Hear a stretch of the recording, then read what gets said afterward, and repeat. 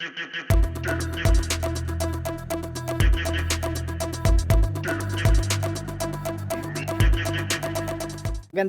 hapon mga ka-agri at welcome back ulit sa ating YouTube channel at tayo ngayon ulit nakapag-upload dahil tayo ay noong mga nakarang araw ay tayo nagkasakit.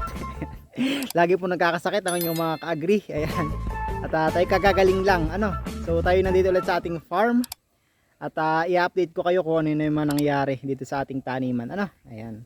Bali ito na po yung update sa ating farm mga ka-agri. Ayan. So bali dito sa part na ito ay tayo ay magtatanim dito ng sili, yung siling pula at yung siling panigang, yung green. Ayan, at naidasan na natin iyan. Natanggal na rin namin, no, kapatid ko, yung mga tuod-tuod na natira dito. Yung mga nakatambak doon sa gilid doon. At may mga pang mangilan-ngilan pa. Ayan, yun naman ay kaya ko nang tanggalin mag-isa. Ayan. So yung mga pang tanim natin doon, napunla ng ating mga sili ay medyo malaki na at yun itatransplant natin ngayong pagdating na buwan, ngayong September. Ayan. So ito yung pagtataniman natin ng ating mga sili. Ayan. Hindi pa nga po tapos, meron pang iidasin tayo dito ng 2 peraso siguro ito. Ayan. Halata namang hindi umuulan dito mga kagrit. Tingnan mo naman ang lupa, talagang tuyong-tuyo. Kita nyo naman. Ayan. So mayroon pa dito ng 2 siguro na pwedeng iidas natin. Ayan. So magtatagpo na yan. At yan ay ating gagawin pang taniman para maximize natin yung space dito sa ating farm. Ayan. So ayan, nakagawa na rin tayo dito ng balag ng ating mga pipino. Ayan. So titingnan natin yung mga tanim natin pipino. At hindi pa rin po tapos. Ayan. Sa baba ay meron na silang gapangan. Ayan, meron na kulay blue. Pero sa taas, sa second layer ay wala pa. So next week na natin gawin yan dahil yun namang itatanim natin ditong pipino ay maliliit pa. Yan. So dito rin po sa kabila mga ka-agri ay tayo ay nagtanim ng mga talong tawag ito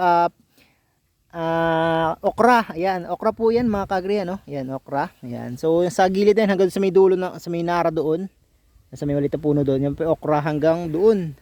Sa may malaking may punong yon, yan po yung okra ang tanim mga ka-agri. Yan straight po yan diyan. Talagang sabi ko ay parang maximize natin yung space dito sa ating farm. Yan. Tapos dito naman, ito tinulog na, ayan.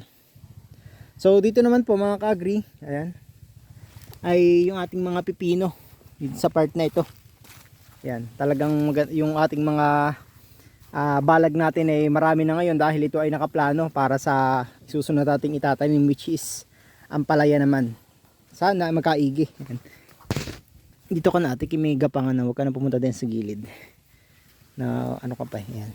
So ito na po yung second batch natin ng pipino mga ka-agri. Yan, malalaki na din po sila at nag-start na rin po sila sa flowering stage. So meron ng mga namumulaklak na mangilan-ngilan at yan po ay mauuna.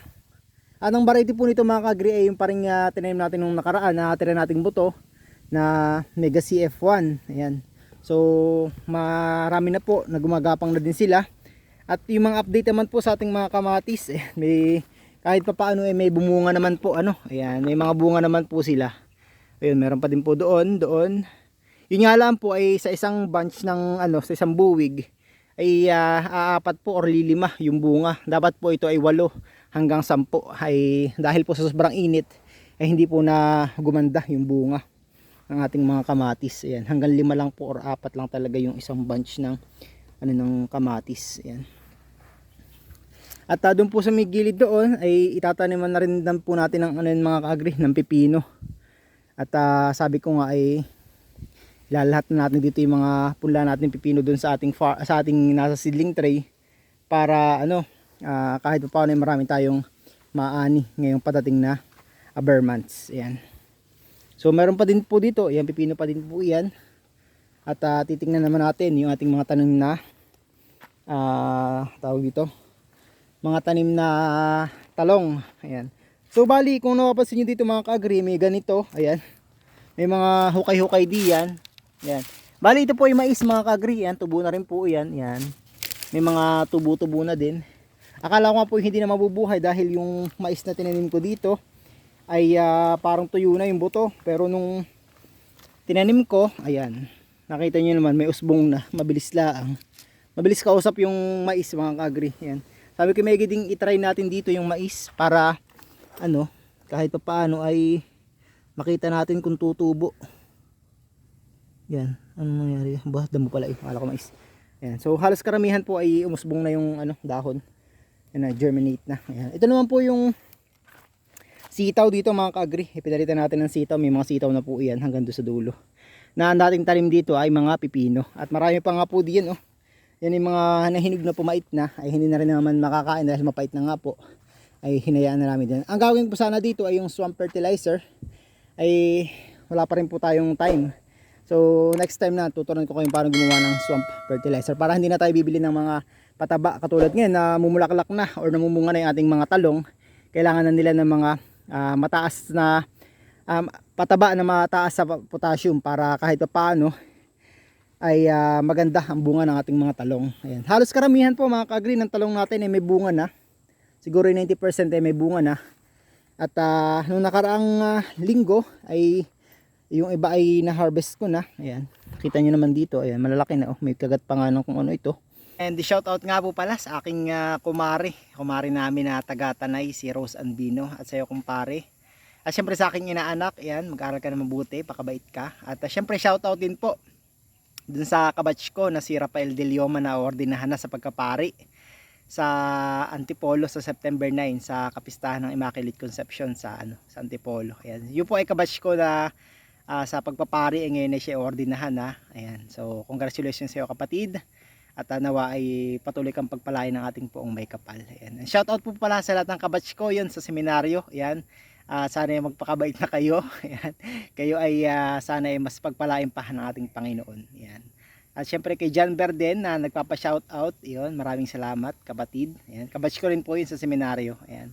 At syempre si Martel na nasa Japan. Si Carlo na nasa call center. Si Bennett, hindi ko alam kung nasaan. Si John Ber, nasa, hindi ko alam kung nasa ang formation house.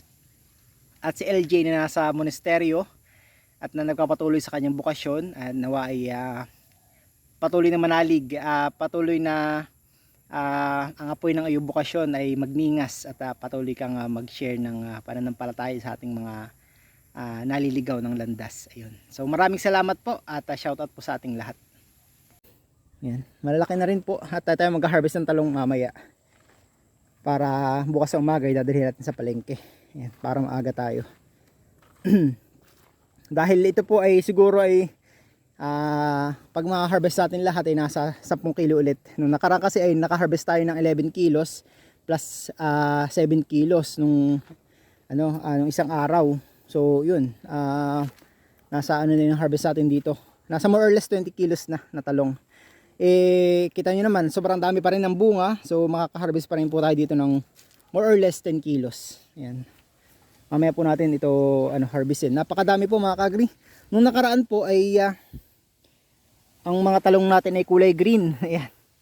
Dahil po ito ay talaga namang hindi nag-uulan. So kinulang po sa tubig yung ating mga talong kaya ganun po yung nangyari. Hindi po bunga nagba-violet, nagiging green yung bunga.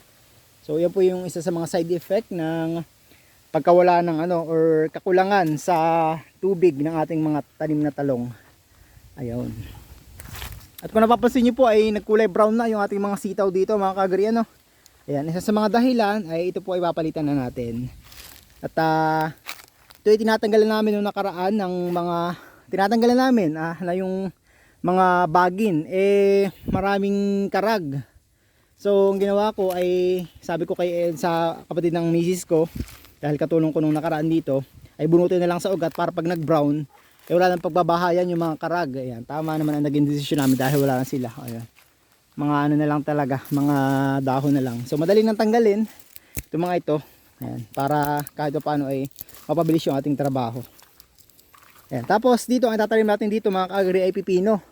Yung pipino natin ay nandun na sa ating seedling tray. Malaki na rin po yun. At sa 30 ay atin na pong itatransplant para kahit paano ay makarecover, makapag-adjust na sa panahon.